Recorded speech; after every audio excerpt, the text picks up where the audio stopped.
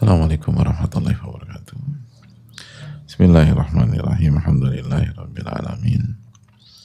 Wa bihi nasta'in ala umuri dunya waddin. Wassalatu wassalamu ala asyrafil anbiya wal mursalin. Wa ala alihi wa sahbihi wa man sara ala nahjihi bi ihsanin ila yaumidin wa ba'd. Allahumma salli wa sallim wa barik wa an'im ala nabiyyina Muhammadin wa ala alihi wa sahbihi wa man sara ala nahjihi bi ihsanin ila yaumidin wa ba'd. Allahumma inna nas'aluka ilman nafi'a wa na'udzubika min ilmin la yanfa'. Allahumma 'allimna ma yanfa'una wanfa'na bima 'allamtana. Allahumma ansurna wal muslimin al madlumin fi Filastin wa fi kulli makan.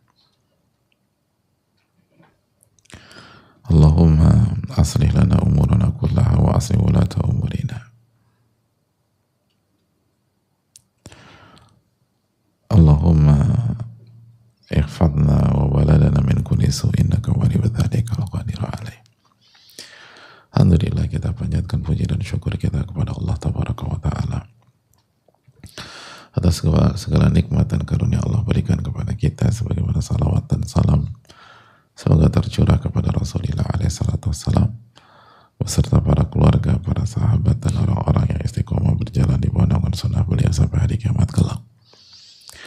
Allahumma inna nas'aluka ilman nafi'an. Semoga Allah berikan kita ilmu yang bermanfaat dan melindungi dari ilmu yang tidak bermanfaat. Dan semoga Allah SWT menolong kita dan saudara-saudara kita khusus yang terzalimi di Palestina, di berbagai macam tempat. Semoga Allah SWT memperbaiki urusan-urusan kita dan urusan pemimpin-pemimpin kita. Semoga Allah SWT menjaga kita dan keluarga kita, bangsa kita dari segala keburukan. Amin ya rabbal alamin. Hadirin Allah muliakan, pada kesempatan kali ini kita kembali membuka sesi tanya jawab karena kemarin hanya satu pertanyaan yang bisa diangkat. Dan semoga Allah memberikan taufik kepada kita untuk mendapatkan ilmu nafi dan menjaga kita dari ilmu yang tidak bermanfaat. Amin ya rabbal alamin.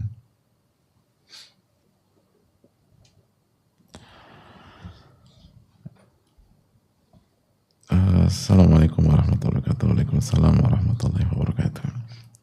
Semoga Allah senantiasa merahmati Imam Nawawi beserta ulama lainnya. Semoga Allah beri rahmat dan perlindungan bagi ustadz, keluarga, tim dan umat muslim. Amin ya rabbal alamin wa iyyakum. Begitu juga bagi yang bertanya. Saya ingin bertanya, Ustadz, orang tua saya selalu mengajarkan saya agar dalam bekerja atau melakukan segala sesuatu harus diniatkan untuk mendapatkan ridha Allah. Namun tidak dipungkiri pastinya dalam bekerja perlu ada motivasi lain agar kita selalu bersemangat dan memberikan kualitas kerja yang baik. Apakah bercita-cita atau memiliki motivasi untuk mendapatkan rezeki material atau kenikmatan dunia yang lain itu boleh? Karena sebelumnya pernah dikatakan bahwasanya jika kita cemburu terhadap rezeki orang lain, maka kita cemburu pada ujian. Apakah berarti jika kita memiliki motivasi untuk mendapatkan rezeki material dan kenikmatan dunia itu berarti kita minta ujian kepada Allah? Mohon nasihatnya Ustaz. Demikian pertanyaan saya, semoga Allah memudahkan Ustaz dalam menjawab pertanyaan.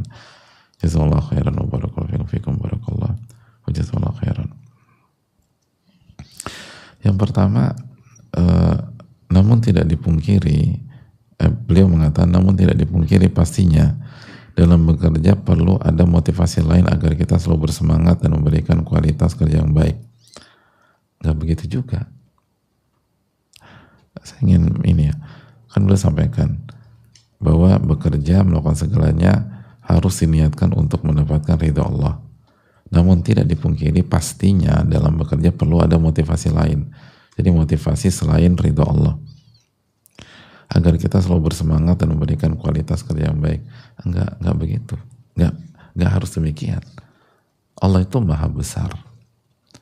Jadi kalau kita hidup itu mengerjakan semua hal, enggak ada motivasi kecuali mencari ridha Allah, cukup. Bahkan jauh lebih cukup. Dan akan melampaui semua ekspektasi kita sebelumnya. Enggak perlu.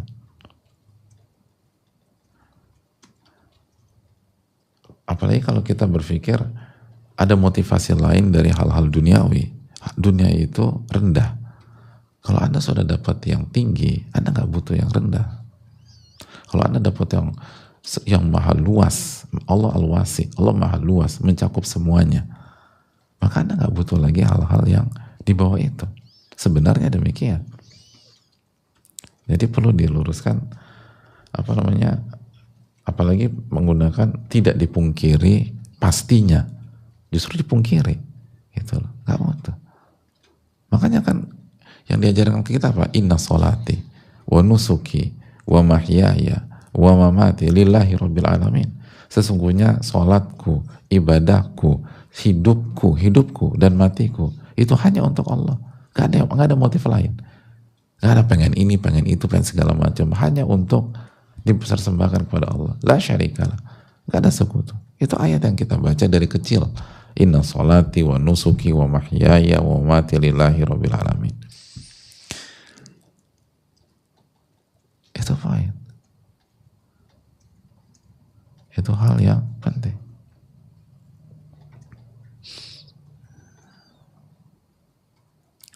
Itu hal yang perlu kita jawab.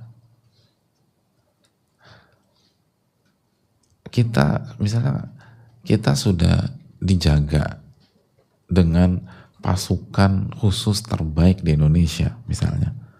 Lalu tiba-tiba di waktu tersebut kita bawa petugas keamanan amatiran. Itu pasukan khusus tersinggung loh bisa jadi. Anda kenapa pakai itu? Enggak ikut support gitu loh, ikut ngebantu. Nanti khawatir nggak cukup. Hah? Nggak cukup kan? Kita nih yang terbaik. Anda bisa nggak cukup? Itu bisa jadi itu orang itu pasukan khusus tersinggung. Anda kalau sudah kami jaga, Anda nggak butuh yang lain. Nggak butuh yang lain. Ada orang dikawal sama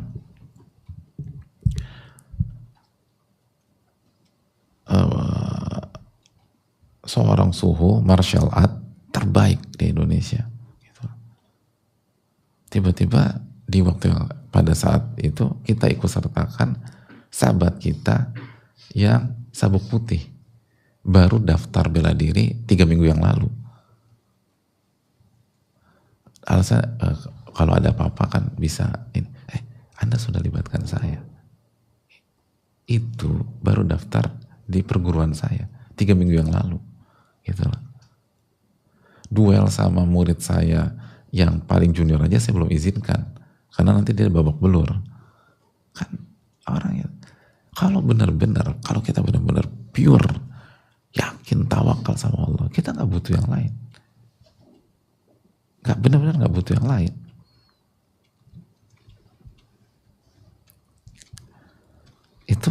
Itu prinsip yang harus kita renungkan.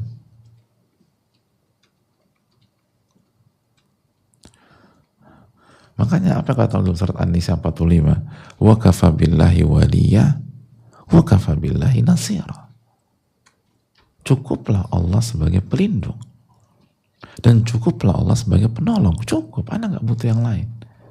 Kalau benar-benar Anda ikhlas, Anda tulus, nggak butuh.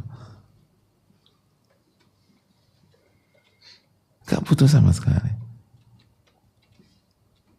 Di dalam beberapa ayat Allah mengatakan wa kafa billahi wakila.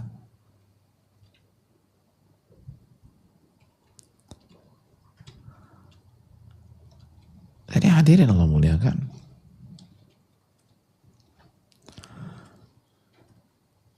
Kalau benar-benar tauhid kita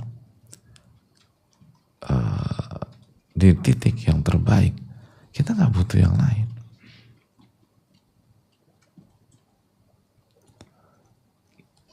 Jadi dan kita nggak butuh motivasi yang lain. Kita nggak butuh motivasi yang lain. Kita hanya butuh memperkuat keikhlasan dan ketawakalan kita kepada Allah Subhanahu wa Ta'ala. Itu yang perlu kita inikan. Makanya butuh kejujuran dari kita. Kalau benar-benar Allah yang kita tuju, wajah Allah yang kita inginkan, ridho Allah Subhanahu wa taala yang kita cari, nggak butuh dengan yang lain.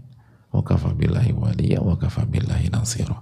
Cukuplah Allah sebagai pelindung dan cukuplah Allah sebagai penolong. Makanya kan Nabi Ibrahim alaihissalam ketika mau ditolong malaikat Jibril, apa kata Nabi Ibrahim? Adapun engkau, saya nggak punya urusan dengan engkau. Hasbi Allah wa ni'mal wakil. Itu. Cukuplah Allah sebagai penolong dan penjaga. Dan itu real gitu. Cukuplah Allah sebagai penolong dan penjaga. Dan itulah ucapan dari orang-orang yang beriman.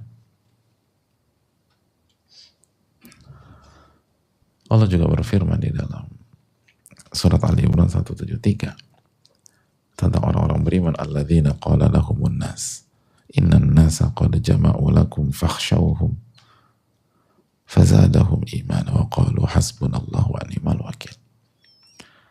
Dan orang-orang yang ketika dikepung lalu digembosi nyalinya, digembosi keyakinannya, digembosi optimismenya, itu manusia sudah mengepung kalian. Fakhshawhum, khawatirlah, takutlah. Itu kalau udah dikepung, maka kondisi gini layak membuat kalian takut dan khawatir.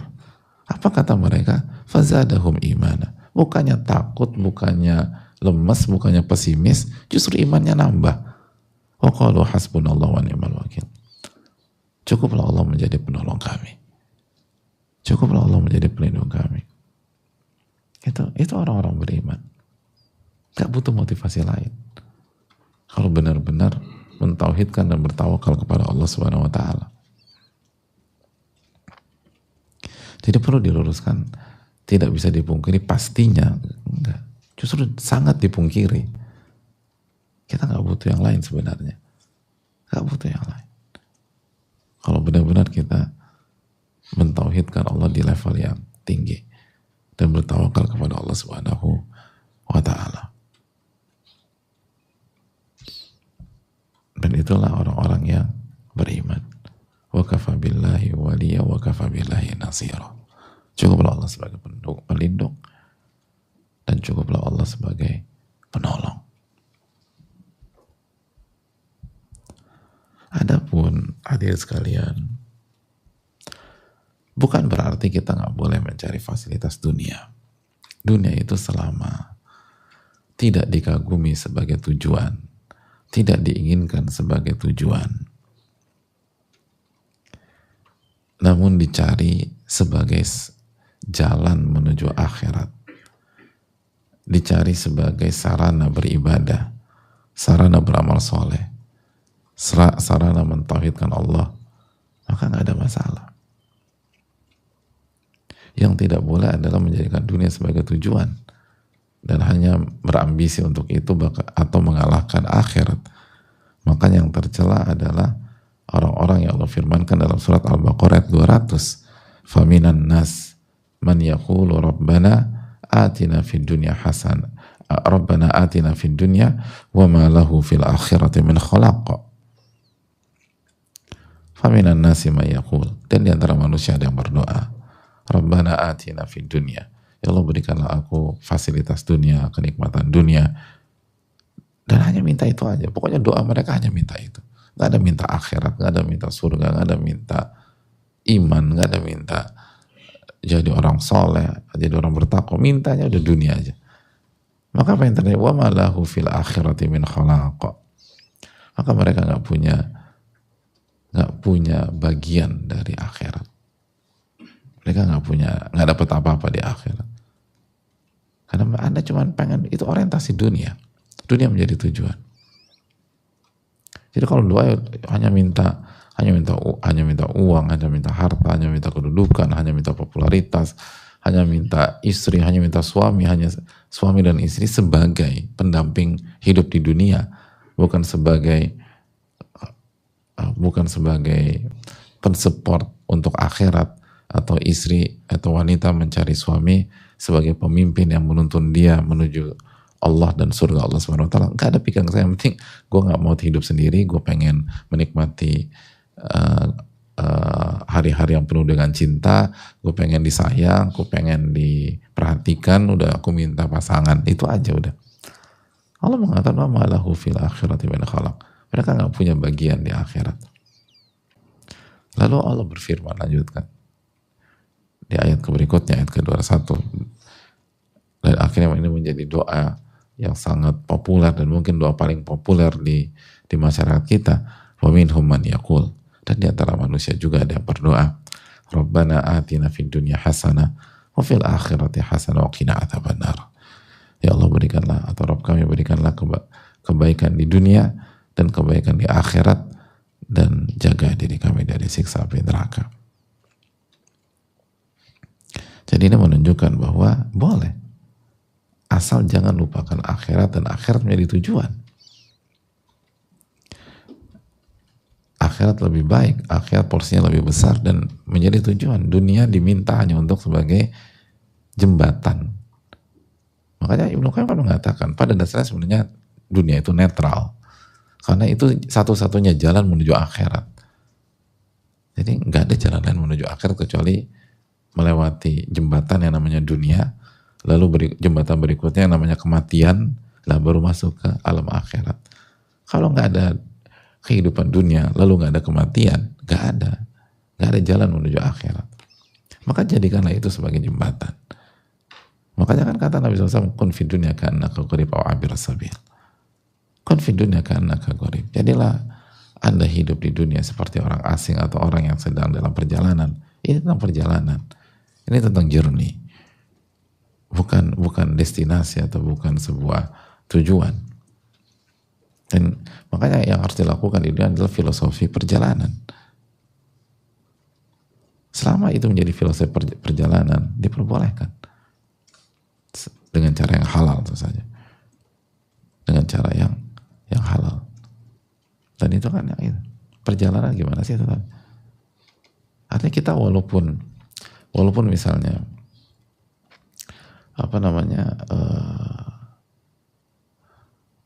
pakai fasilitas bagus gitu, misal pakai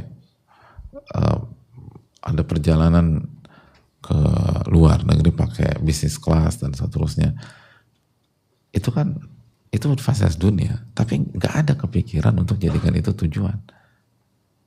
Dan kita nggak mau lama-lama juga gitu, nggak mau lama-lama juga di situ.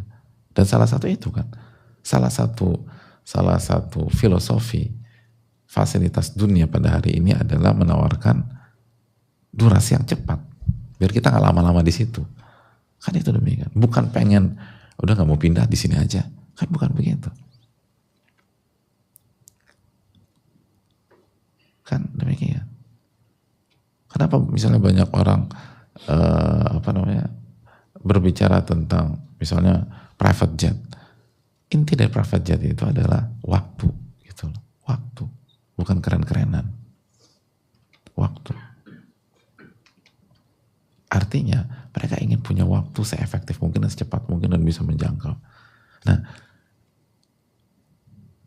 itu yang harus dibawa ke dalam kehidupan. Jadi ketika kita punya fasilitas dunia, kita nggak ada keinginan untuk bertahan panjang di situ.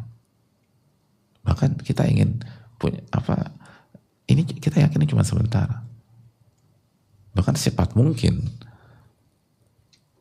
kita selesai dari sebuah journey menuju journey yang berikutnya.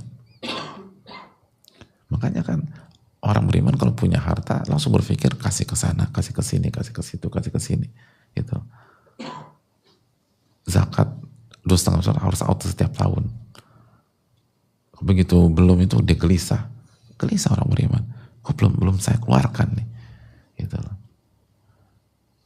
Pemberian itu idealnya tiap hari, karena setiap hari ada dua yang mendoakan, Allahumma a'ti munfiqan khalafa wa a'ti mumsikan talafa. Ya Allah, berikanlah yang berinfak ganti dan memberikan orang yang tidak menunaikan kewajiban hartanya kehancuran. Jadi benar-benar dapat keluar, dapat keluar, dapat keluar. Harusnya kan begitu poinnya. Dan digunakan untuk sarana akhirat. Jadi semua fasilitas perjalanan itu bagaimana sampai secepat mungkin di tujuan. Semua fasilitas perjalanan.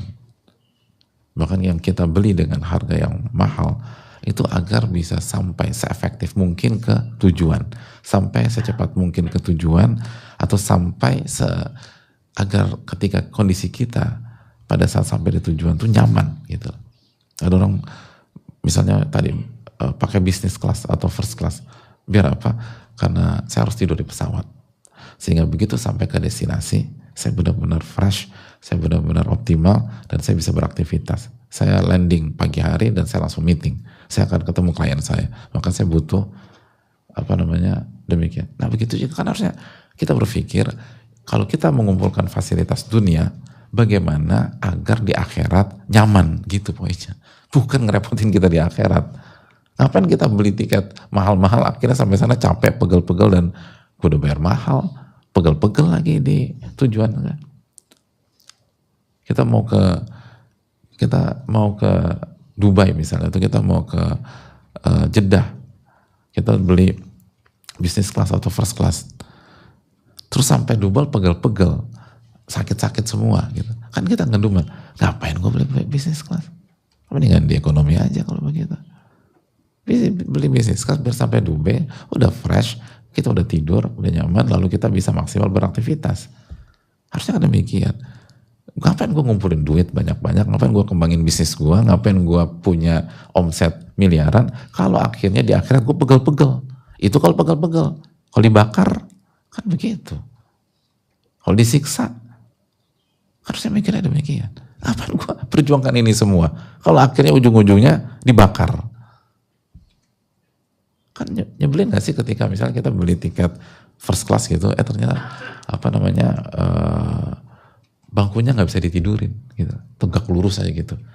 Atau kita lagi tiduran tiba-tiba kayak film kartun gitu, langsung tegak lurus sendiri.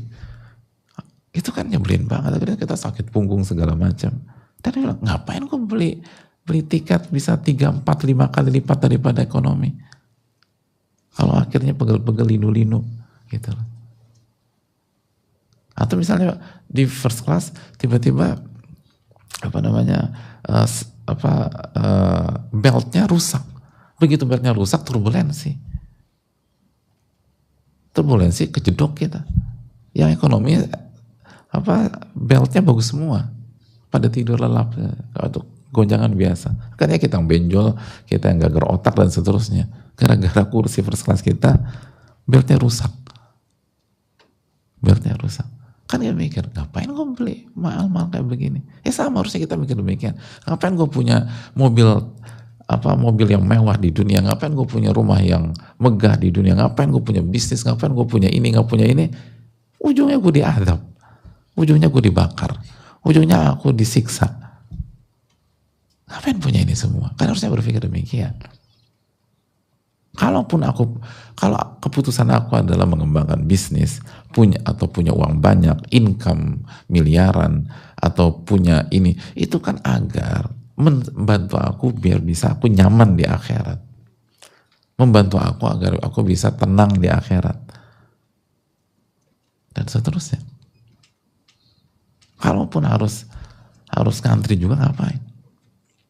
Sampai ke sebuah bandara misalnya di luar negeri, lalu kita pakai fasilitas lounge resmi, atau pakai fasilitas fast track resmi, akhirnya tujuan kita apa sih? Kan biar lancar tuh imigrasi dan segala macam, atau tinggal tunggu manis, terus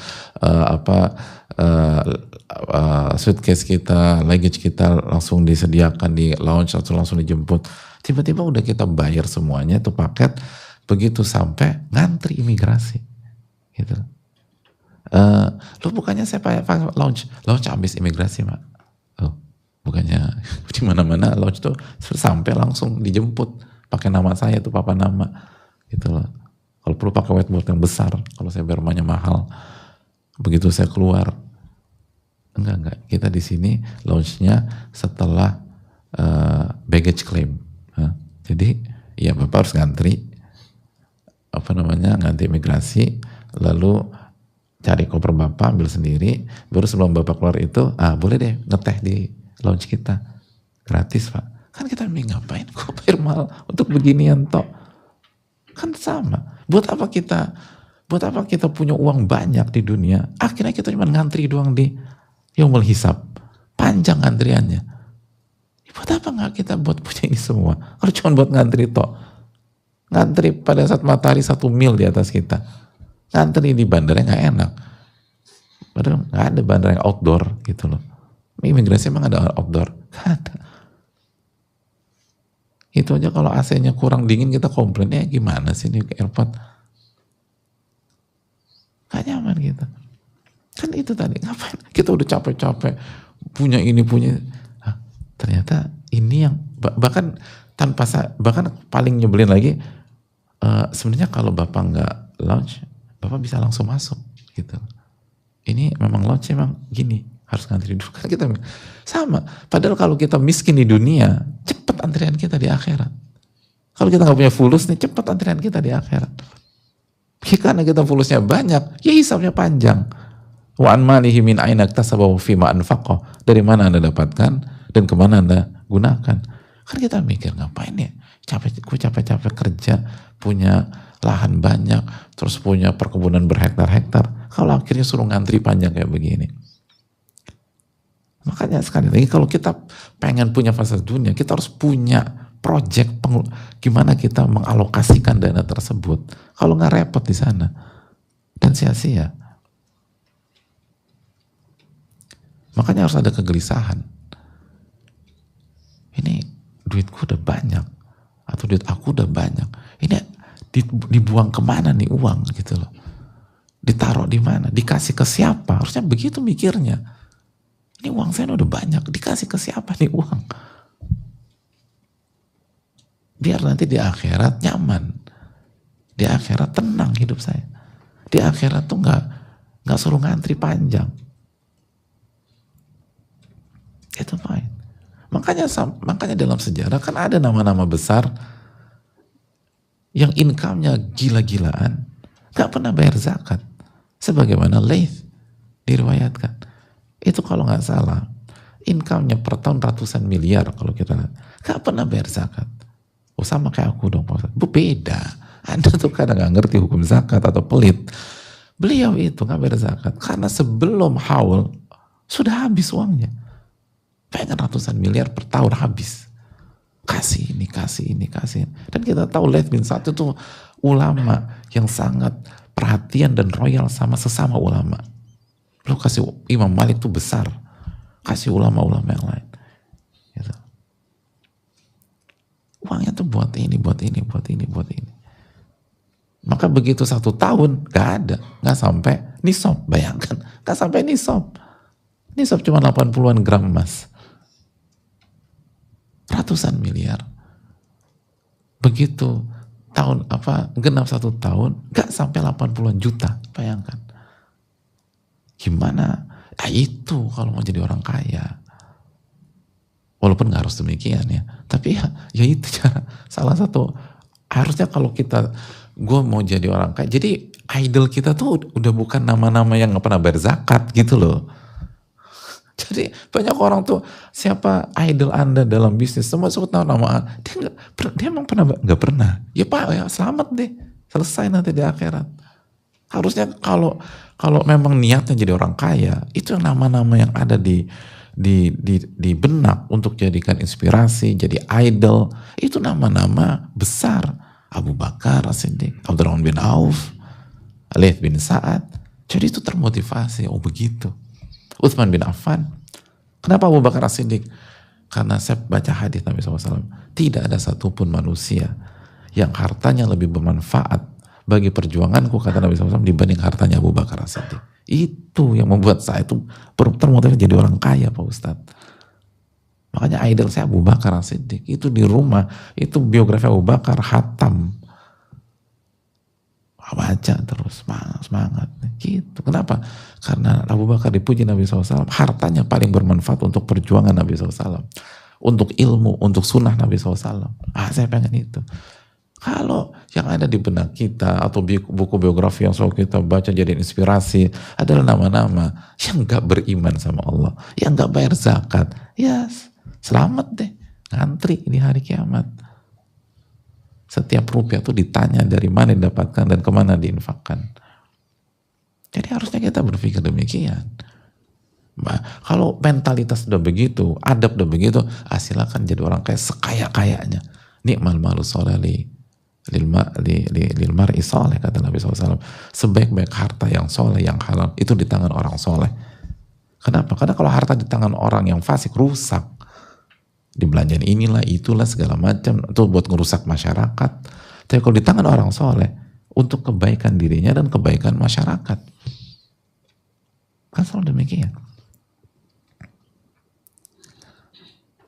Jadi hadirin Allah muliakan, jadikanlah dunia sebagai jembatan menuju akhirat, begitu.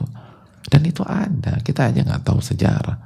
Zaid bin Satu nggak pernah bayar zakat, bayangkan. Sebelum haul udah habis fulusnya, ngasih kan begitu.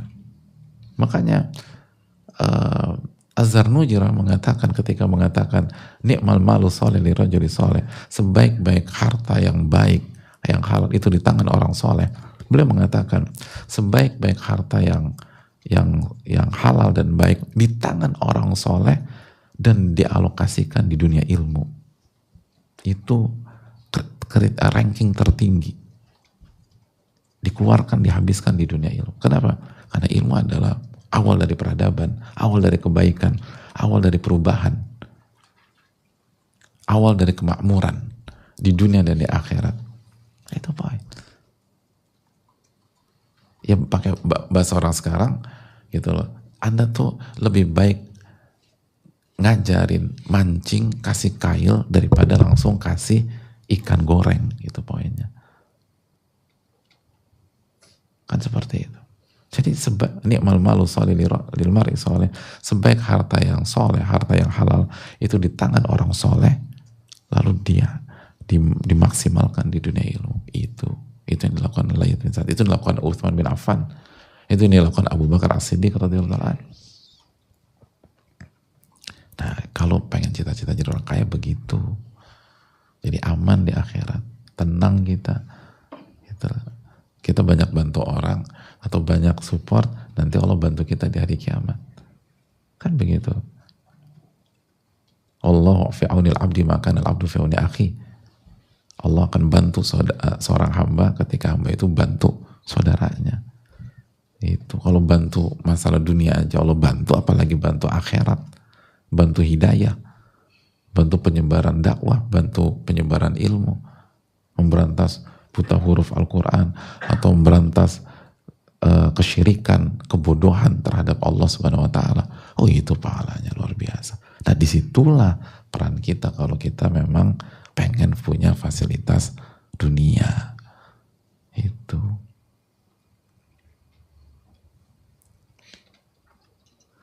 Adapun untuk ini, ya repot nanti. Itu tadi kita beli fasilitas perjalanan, akhirnya capek sendiri, letih sendiri, pegel-pegel sendiri. Itu kita sebel banget, pegel-pegel. Gitu. Ada orang, saya tahu ada orang kaya, itu marah-marah begitu landing, dia pakai kalau nggak bisnis atau first class, karena pada saat udah lama, pada saat itu dia dibangunin sama flight attendantnya, sama pramugarinya untuk nawarin makan. Saya bilang, dia marah-marah, saya bayar ini bukan untuk makan, kalau makan saya bisa makan lebih enak di luar, saya mau tidur. Akhirnya orangnya kan susah tidur, akhirnya nggak tidur lagi sampai ke destinasi, pegel-pegel dia, marah-marah, ngapain saya bayar segini kalau pegel-pegel gini. Itu pegel-pegel udah marah-marah. Gimana kalau dibakar di hari kiamat? Gimana kalau di api, dipanggang di hari kiamat, di sate di hari kiamat? Kan itu yang harus kita pikirkan. Kita sama hanya mikir gimana mendapatkan, how to achieve, bagaimana mendapatkan. Kita gak mikir gimana kita mengalokasikan. Karena pertanyaan ada dua nanti. Gimana Anda dapatkan dan bagaimana Anda alokasikan, Anda keluarkan uang itu. Ini yang bisa disampaikan. Semoga bermanfaat. Dan semoga Allah menjadikan kita abnaul akhirah, orang-orang yang menjadi sosok-sosok yang bertujuan akhirat dan menjadikan dunia sebagai jembatan dan sarana untuk memuluskan jalannya menuju akhirat. Ini bisa disampaikan. Subhanakallahumma la ilaha illa anta astaghfiruka wa atubu ilaik. Assalamualaikum warahmatullahi wabarakatuh. Mengapa bersedekah makanan sangat dianjurkan?